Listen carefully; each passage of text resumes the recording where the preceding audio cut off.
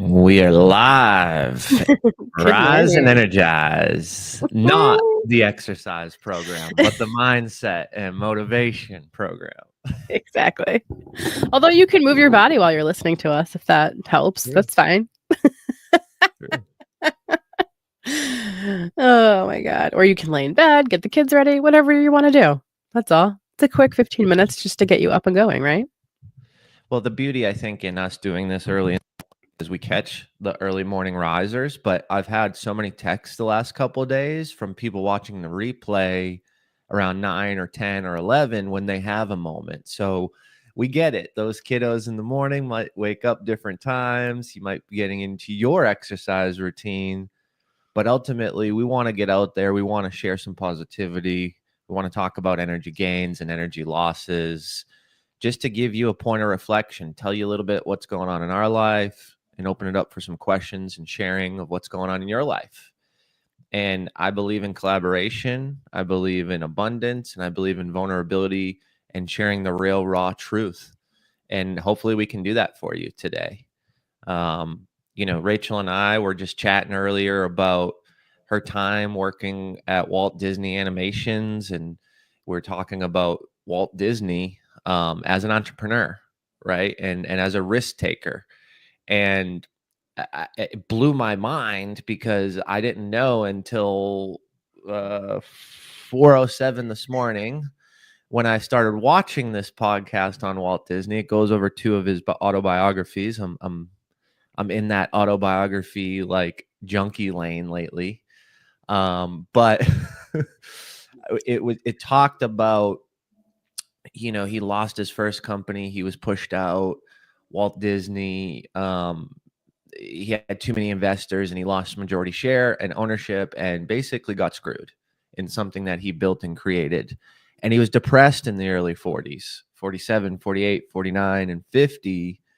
And he was searching for something that gave him energy, right? He loved entrepreneurship. He enjoyed creation. He enjoyed imagination. And Walt Disney realized that getting in business with the wrong people was an energy drain. And he becomes partners with his brother, his yin to his yang.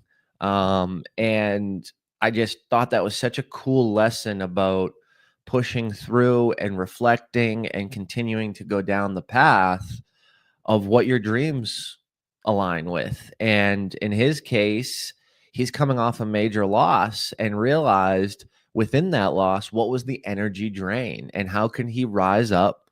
How can he energize and do something that he loves, but also create a massive impact in the world? And whether whatever your belief is on Walt Disney, that, woke, this and that, all this shit you see, like, that's not what we're talking about today. Okay. We're talking about taking risk, analyzing and reflecting on previous scenarios, situations in business or life where your energy was drained. Maybe you got screwed over. Maybe you didn't and you feel like you got screwed over. Whatever it is, how do you reflect on it? How do you move through it? And how do you continue to take one step and put one foot in front of another? And that's the true story of Walt Disney and so many successful business owners, entrepreneurs, and ultimately successful dream chasers. So I just wanted to share that with you because Rachel and I were talking about it, and I'm fired up. It was 4:07, and I'm getting into Walt Disney, and I'm like, man, I didn't know all this stuff about him, and the deep reflection and growth he had to follow his dream, knowing what produced energy and what didn't. Such an important piece. But you also know, as somebody who's created multiple businesses, you have to hold true to the vision. And I think that he held steadfast to the goal of what he wanted to create. And I think a lot of times we have to be careful about who we tell the dream to, right? There's some people out there that are straight up just dream killers that will tell you this is not possible. Are you crazy? You're going to build on a swamp, right? Like everything. So all these little choices that he was making, and really felt good about holding steadfast to the vision. I'm sure there were naysayers over and over and over again. And that's the same thing with you guys. If you have a dream, maybe you want to have a side hustle that you want to turn into a business, or you want to grow the business that you have, whatever it is. Hold steadfast to the vision, but really be careful who you tell that dream and that vision to, because there are truly people out there that just don't get it. And that's okay. They don't have to get it. But wouldn't you rather be with like-minded individuals that would be cheering you on rather than, going home for the holidays and having your parents be like, what? Why are you doing that? Or whoever it is. I'm giving an example. Mom, this isn't specifically about you. It's just generic examples of people who you have need people to support you to keep going. 1,000%. Yeah, join us in Impact Effect Community. And then the other thing we were talking about with Disney is he really wanted to bring joy to adults, right? Like adults lost that imagination. They lost that joy. They lost that happiness. And I feel like we need to sort of bring something like that to our day in some way where we can just have that ultimate feeling of just joy and happiness, whatever it is, however you interpret that for yourself. I just noticed that like while I was growing this, there really were just certain people I couldn't say any of this to, because immediately it was like, you, right? It's like, what do you mean? And so we really have to be careful about who we tell the dream to. Did you have different visions for each of the businesses that you started? And were there people you really couldn't talk to about it because you knew they would be like, Jim, come on now? Yeah. I think, wow, what a great question, Rachel. You ask freaking amazing questions. It's what I do for a living, but thank you. You really do. Like it's and you listen deeply. It's such a great trait. It's something I get really excited. So I'd like, and I got to say this, and I'm going to forget, and I have a million thoughts, and my brain moves fast. But you do such a great job of it. So thank you. What a great question. So yes,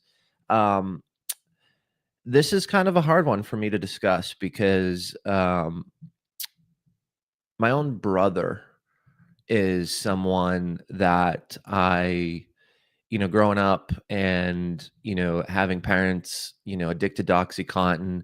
My older brother, he's my half brother. He's the oldest in the family. He was someone I went to. He was someone that helped me get through a lot of the hard times, right? When my parents stole money from me and literally cash out of my room, I went to live with him, right? And in his basement for a couple weeks until I got my own place at 18 or 19. And so he's amazing. He's amazing. I love my brother. But my brother doesn't understand the vision of what I've been trying to create. He didn't understand why I was investing $240,000 of my own cash in this thing called Impact Effect Conference, right? First iteration of our community was a large conference, large event. And he didn't understand the dream. He didn't understand the vision. So for me, talking to him about business drained me. It left me frustrated. At first I was mad at him. I was sad, right? I was running through those ladders of emotions that like I thought I was just really mad, but I was actually hurt and sad. And I didn't have a lot of people to go to for that support and that, yeah, rah, go run through the wall, Jim. So it was a lot of taking the anger, taking the sadness, taking the frustration to prove someone wrong, basically. But when you're in your darkest lows and the things that you're pushing and pushing and pushing for don't work out, and then that person chimes in as well, like that, I told you so, or you're an idiot. Why'd you do that? Or, why, how'd you not figure it out? And it's like, you have no idea what I went through. You have no idea where I'm going. You have no idea what the full scale plan and you're just seeing the puzzle piece. And I used to get mad. I used to get upset, and you can't, because my brother doesn't think like I do, right? My brother got me my first job at 17. You were supposed to be 18 to work. I needed money. I started working at 17 for this company. My brother still works for that company. I think he's like 25 years in. I spent 11 years there. That was the only company I worked for in corporate before I moved to Nashville, worked for another company, and then said, hey, I need to run my own. I need to stay within ethical guidelines, and then this is uncomfortable working for someone else. Both the companies in corporate, if you don't know the story, asked me to do very unethical things related to money, and related to business and relationships. So I started my own company, and that was new to him. That was new to anyone in my family. I was also the only one in my family that went to college and graduated. Took me 5.5 years. Took me selling drugs to pay cash for college to make it through. Um, no shame there anymore. It was a struggle that I had to go through, but I'm not super proud of it, but it's what I had to do. And what I realized was I was the one always stepping outside of the norm. I was the one always pushing the envelope. And that's just not normal in my immediate family. And I love my brother, and he provides for his family, and he takes care of his kids, and he's got a friggin' gorgeous house and a pool, and that's his lane, and that makes sense for him. So I'm not knocking it, right? And at first, when I felt attacked, I would lash back at them, and that's not the answer, because guess what? Talking trash about my brother drains my energy. That doesn't give me energy, right? Like, that's negative output, and I don't want to be that guy. So I really had to learn that lesson, and I had to learn that the hard way. And it's hard for me because I love to talk business. I feel like I connect deeply with folks around business. It's something I absolutely enjoy. Obviously, the guy who's been studying human connection for the last 2.5 years did a TED talk on, pushing you to follow your dreams. It's someone, not something. Like, it's so important to me. But the reality of it is I'm running my own race at my own pace in my own lane. And I can't get frustrated that a family member who has impacted me in so many ways, has changed the course and trajectory of my life, who was the one telling me, dude, you got to stop selling weed. You're going to go to jail and lose everything. When I was 19 years old, had no money, no support, and trying to go to college because I knew it was the only thing to get me out of where I was at. I can't hate that person. But through maturity and understanding that people are different, people have different motives, passions, and traumas, right? I said earlier, my brother is my half brother. What he had to go through with my mom and his dad being an alcoholic and abuse, like, he maybe that has something to do with it. But I never saw my dad beat my mom. He did see his dad beat his mom and my mom. So, like, there's all those situations and scenarios that I can play into and say, oh, why doesn't he support me, or why does he doesn't understand? But the reality of it is, it doesn't matter, because he's running his own race at his own pace, and he's providing for his family, and I admire him and I'm proud of him. But you have to seek the people that support you. And this is the thing that, for me, that gave me the most energy in all my ventures, in all my ideas, all my creations, was at the end of the day, at the end of your life, you're fighting a battle, and that battle is you versus you, right? So if someone doesn't agree with me, or someone doesn't support me, or someone says that's a crazy idea, that actually energizes me, because guess what? All my crazy ideas have made me the most money. All my crazy ideas have allowed me to meet amazing people like producer Rachel, right? I met Rachel through Brian Galkey. I met Brian Galkey through the first conference I ever put on. I met Brian Galkey through Janine Driver. Janine Driver helped and advised me on my TED Talk. Brian Galkey introduces me to like 2 people a friggin' month that are rock stars. Clearly, producer Rachel's one of them. We're now business partners. But what I'm trying to say is, do the crazy. And that's actually validation that should energize you. When people tell you you're insane, when people tell you you're crazy, when people tell you, holy cow, you're going to do that, man. You just had another kid, and you start two businesses in 2025 with a 4-month-old. You're crazy. Oh, you're getting into the digital marketing space. It's oversaturated. You're crazy. Oh, you're getting into the communities and business coaching and education, and putting people all in one place and having events. Oh, it's oversaturated. Well, guess what?